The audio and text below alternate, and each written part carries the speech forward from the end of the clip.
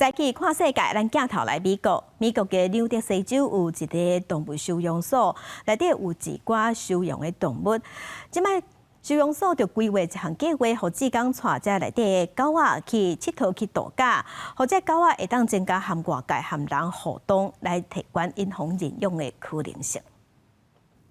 穿感冒鞋架，狗仔分离对志工按摩，行去郊外开始半日游。美国纽泽西州动物收容所圣肖伯特动物福利中心为所该狗仔情绪压力制定援助计划，允准志工定期带狗仔离开中心来度假。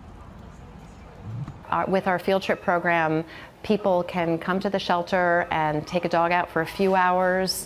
Whether they want to just take the dog for a walk around the trails near the shelter, whether they want to take the dog home, if they want to take the dog just for a ride in the car. We love getting our dogs out of the kennel and giving them the opportunity to be out in a real world. 这间动物福利中心收容照顾各种动物，佮协助因找找适合的收养家庭。志工因申请带动物出去援助，无论是去公园、海埔，也是宠物友善饭店，互动物来一个半日游、一日游，或者是佚佗真济天拢会使。上阵去的时阵，写狗仔出外地地报告资讯都会使。住伫纽泽西沃伦郡的迈尔昂姆3年前饲的狗仔过身了后，就开始固定一礼拜来中心一摆，带狗仔分离出去佚佗。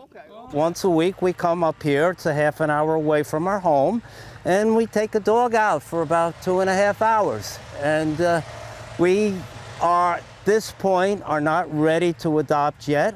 We're getting close, but not yet. So this sort of fills a little bit of a void for the time being. 伫汇报收容所的记录当中，会讲到狗仔坐车拄到其他狗仔，或者是伫囡仔面头前表现这资讯。对了解狗仔所加压力，甲引起大家收养动物的兴趣，拢有一定的帮助。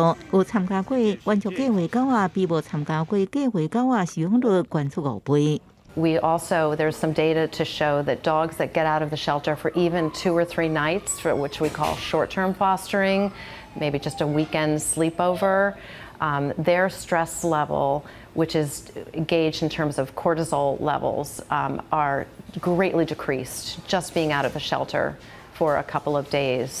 收容所表示，援助计划特别受爱狗仔，毋过徛喺无允准饲狗的人的欢迎。每年拢有200-300只动物，拢互人领养，其中至少一半动物拢伫志工规划之下，至少进行过一日游的旅行。到即马收容所已用500只狗仔，捌甲志工斗阵出外度假。仰望到年底进前出外度假的狗仔已增加到1000只，为佫较侪狗仔找到永远的厝。公司新闻陈时东编辑。